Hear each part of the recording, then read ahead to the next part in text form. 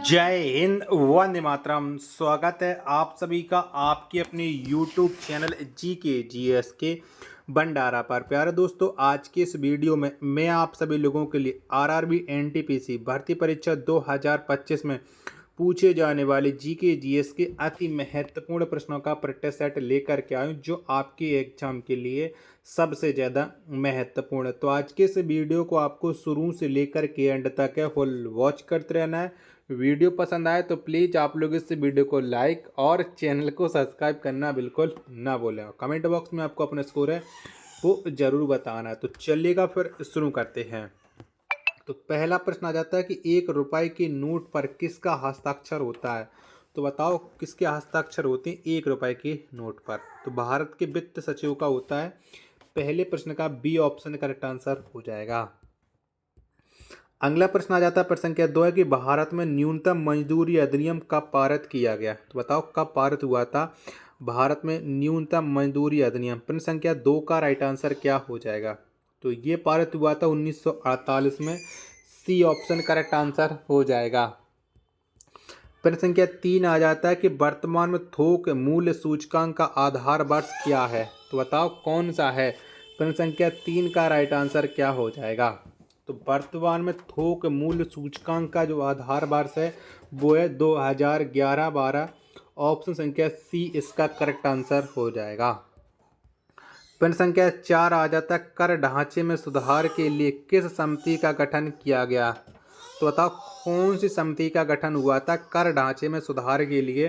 प्रश्न संख्या 4 का राइट आंसर क्या हो जाएगा। तो इसके लिए किया गया था चलैया समिति का गठन। 4 का डी ऑप्शन राइट आंसर हो जाएगा।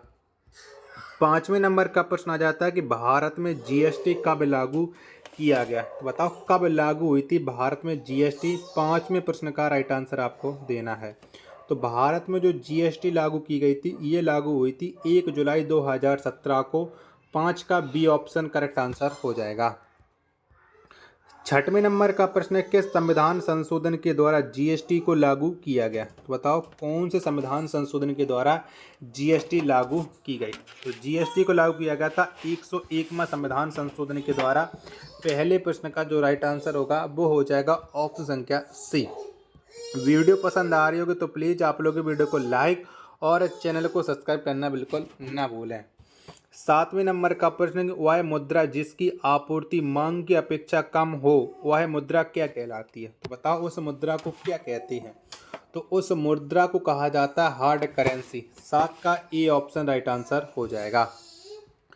अगला प्रश्न आ जाता है प्रश्न संख्या 8 है कि GST परिषद की स्थापना कब की गई। तो बताओ कब हुई थी GST परिषद की स्थापना। 8वें प्रश्न का आंसर आपको देना है। तो ये स्थापना हुई थी 12 सितंबर 2016 को GST परिषद की। 8 का बी ऑप्शन करेक्ट आंसर हो जाएगा। नेक्स्ट प्रश्न आ जाता है प्रश्न संख्या 9 है कि GST सर्वप्रथम किस देश में लागू हुआ। तो बताओ कौन से देश में सबसे पहले GST लागू की गई थी। 9वें प्रश्न का राइट आंसर आपको देना है कि 9 का राइट आंसर क्या हो जाएगा। तो फ्रांस में सबसे पहले GST लागू हुई थी। 9 का डी ऑप्शन करेक्ट आंसर हो जाएगा। 10वें नंबर का प्रश्न है कि विश्व में मुद्रा की मीट्रिक प्रणाली को सर्वप्रथम किस देश ने अपनाया था। तो बताओ कौन से देश ने अपनाया था विश्व में मुद्रा की मीट्रिक प्रणाली को। 10 का राइट आंसर क्या हो जाएगा। तो ये अपनाया था फ्रांस ने। 10 का डी ऑप्शन करेक्ट आंसर हो जाएगा। 11वें नंबर का प्रश्न आ जाता है कि पहली बार सेवा कर किस समिति की सिफारिश के आधार पर लगाया गया। तो बताओ कौन सी समिति ने पहली बार सेवा कर को लगाया था। 11 का राइट आंसर क्या हो जाएगा। तो सेवा कर जो लगाया था वो चलैया समिति ने लगाया था। 11 का बी ऑप्शन राइट आंसर हो जाएगा। अगला प्रश्न है प्रश्न संख्या 12 आ जाता है कि अप्रत्यक्ष कर सुधार के लिए किस समिति का गठन किया गया। तो बताओ कौन सी समिति का गठन किया गया था अप्रत्यक्ष कर सुधार के लिए। 12 का राइट आंसर क्या हो जाएगा। तो इसके लिए किया गया था रेखा समिति का गठन। 12 का सी ऑप्शन राइट आंसर हो जाएगा। नेक्स्ट प्रश्न आ जाता है प्रश्न संख्या 13 कि बांचू समिति का संबंध किस कर से है। तो बताओ कौन से कर से ये बांचू समिति संबंध रखती है। 13 का राइट आंसर क्या हो जाएगा। तो इसका संबंध है प्रत्यक्ष कर से। 13 का ए ऑप्शन करेक्ट आंसर हो जाएगा। आशा करता हूँ कि ये वीडियो आपको ज़रूर पसंद आ रही होगी। तो प्लीज़ आप लोग इस वीडियो को लाइक और चैनल को सब्सक्राइब करना बिल्कुल ना भूलें। नेक्स्ट प्रश्न आ जाता है प्रश्न संख्या 14 की वह स्थिति जिसमें वस्तुओं के मूल्य बढ़ते हैं तथा मुद्रा का मूल्य गिरता है उसे क्या कहते हैं। तो बताओ उसे हम क्या कहते हैं। तो उसे कहा जाता है मुद्रास्फीति। 14 का सी ऑप्शन करेक्ट आंसर हो जाएगा। नेक्स्ट प्रश्न प्रश्न संख्या 15 आ जाता है कि भारत में मुद्रा स्फीति की माप किस आधार पर की जाती है। तो बताओ कौन से आधार पर करते हैं हम मुद्रा स्फीति की माप। 15 का राइट आंसर क्या हो जाएगा। तो ये की जाती है WPI के आधार पर। 15 का बी ऑप्शन करेक्ट आंसर हो जाएगा। नेक्स्ट प्रश्न प्रश्न संख्या 16 आ जाता है गिल्ट एज्ड बाजार का संबंध किस क्षेत्र से है। तो बताओ कौन से क्षेत्र से ये गिल्ट एज्ड बाजार का संबंध। 16 का राइट आंसर। तो इसका जो संबंध है वो सोना चांदी से है। 16 का डी ऑप्शन करेक्ट आंसर हो जाएगा। नेक्स्ट प्रश्न आ जाता है प्रश्न संख्या 17 कि भारत सबसे अधिक किस क्षेत्र में आयात करता है। तो बताओ कौन से क्षेत्र में भारत का सबसे ज़्यादा आयात होता है। 17 का राइट आंसर क्या हो जाएगा। तो भारत सबसे अधिक जो आयात करता है वो पेट्रोलियम के क्षेत्र में करता है। 17 का सी ऑप्शन राइट आंसर हो जाएगा। अगला प्रश्न आ जाता है प्रश्न संख्या 18 निर्यातकों एवं आयातकों को वित्तीय सहायता कौन प्रदान करता है। तो बताओ किसके द्वारा ये सहायता प्रदान की जाती है निर्यातकों एवं आयातकों को। 18 का राइट आंसर। तो ये एग्जिम बैंक करता है। 18 का डी ऑप्शन करेक्ट आंसर हो जाएगा। चलेगा। अगला प्रश्न प्रश्न संख्या है 19 भारतीय जीवन बीमा की स्थापना कब की गई। तो बताओ कब हुई थी। तो भारतीय जीवन बीमा की जो स्थापना की गई थी वो 1 सितंबर 1956 में की गई। 19 में प्रश्न का सी ऑप्शन करेक्ट आंसर हो जाएगा। 20वें नंबर का प्रश्न आ जाता है कि भारत में जीवन बीमा किसकी देन है। तो बताओ ये किसकी देन है भारत में जीवन बीमा। तो ये हो जाती है इंग्लैंड की देन हो जाती है। 20 का डी ऑप्शन राइट आंसर हो जाएगा। नेक्स्ट प्रश्न प्रश्न संख्या 21 है कि भारत में सामान्य बीमा व्यवसाय का राष्ट्रीयकरण कब किया गया। तो बताओ ये कब किया गया था भारत में सामान्य बीमा व्यवसाय का राष्ट्रीयकरण। तो ये राष्ट्रीयकरण किया गया था 1971 में। 21 का डी ऑप्शन करेक्ट आंसर हो जाएगा। अगला प्रश्न प्रश्न संख्या 22 आ जाता है कि सामान्य बीमा निगम की स्थापना कब की गई। यानी GIC की स्थापना है वो कब हुई थी। 22 का राइट आंसर आपको देना है कि 22 का राइट आंसर क्या हो जाएगा। तो ये की गई थी 1972 में। ए ऑप्शन राइट आंसर हो जाएगा। नेक्स्ट प्रश्न प्रश्न संख्या 23 आ जाता है कि बीमा क्षेत्र का नियमन कौन करता है। तो बताओ किसके द्वारा ये बीमा क्षेत्र का नियमन किया जाता है। 23 का राइट आंसर क्या हो जाएगा। तो ये नियमन करता है IRDA। 23 का सी ऑप्शन करेक्ट आंसर हो जाएगा। वीडियो पसंद आ रही होगी तो प्लीज़ वीडियो को लाइक और चैनल को आप लोग सब्सक्राइब करना बिल्कुल ना भूलें। 24वें नंबर का प्रश्न आ जाता है कि सबसे बड़ी म्यूचुअल ट्रस्ट संस्था कौन सी है। तो बताओ कौन सी हो जाती है सबसे बड़ी म्यूचुअल ट्रस्ट संस्था। 24 का राइट आंसर। तो ये हो जाती है UTI। A option correct answer हो जाएगा। अगला प्रश्न प्रश्न संख्या 25 है कि भारतीय यूनिट ट्रस्ट का मुख्यालय कहाँ है। तो बताओ कहाँ पर है भारतीय यूनिट ट्रस्ट का मुख्यालय। 25 का राइट आंसर क्या हो जाएगा। तो ये मुख्यालय मुंबई में। 25 का बी ऑप्शन राइट आंसर हो जाएगा। अगला प्रश्न प्रश्न संख्या 26 आ जाता है कि स्वतंत्र भारत में भारतीय मुद्रा का कितनी बार अवमूल्यन किया गया। तो बताओ कितनी बार हुआ है। स्वतंत्र भारत का पूछा गया। तो स्वतंत्र भारत में 3 बार मुद्रा का अवमूल्यन किया गया है। 26 का सी ऑप्शन राइट आंसर हो जाएगा। 27वें नंबर का प्रश्न है कि भारतीय मुद्रा का अंतिम बार अवमूल्यन कब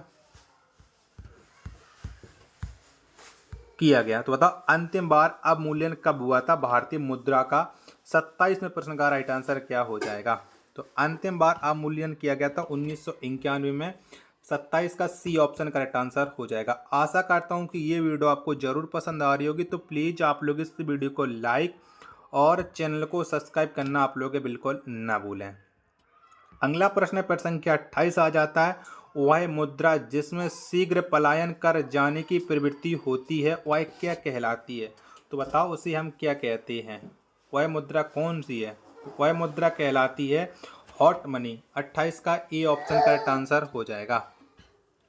29वें नंबर का प्रश्न है कि भारतीय रुपये को चालू खातों में पूर्ण परिवर्तनीय कब घोषित किया गया। तो बताओ इसे कब घोषित किया गया। तो भारतीय रुपये को चालू खातों में पूर्ण परिवर्तनीय ये किया गया था घोषित 19 अगस्त 1994 में, यानी 29 का सी ऑप्शन करेक्ट आंसर हो जाएगा। प्रश्न संख्या 30 आ जाता है कि सबसे महंगी मुद्रा कौन है, तो बताओ इनमें से कौन सी है जो सबसे महंगी है। सबसे महंगी मुद्रा हो जाती है पाउंड स्टर्लिंग, यानी 30 का डी ऑप्शन राइट आंसर हो जाएगा। 31वें नंबर का प्रश्न आ जाता है कि वह मुद्रा जिसकी आपूर्ति मांग की अपेक्षा अधिक होती है वह क्या कहलाती है, तो बताओ वह क्या कहलाती है। तो वह कहलाती है सॉफ्ट करेंसी। 31 का ए ऑप्शन करेक्ट आंसर हो जाएगा। 32वें नंबर का प्रश्न आ जाता है कि विदेशी मुद्रा विनिमय का अवैध कारोबार क्या कहलाती है, तो बताओ क्या कहलाता है।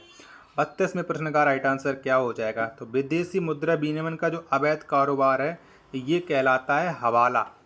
32 का डी ऑप्शन राइट आंसर हो जाएगा।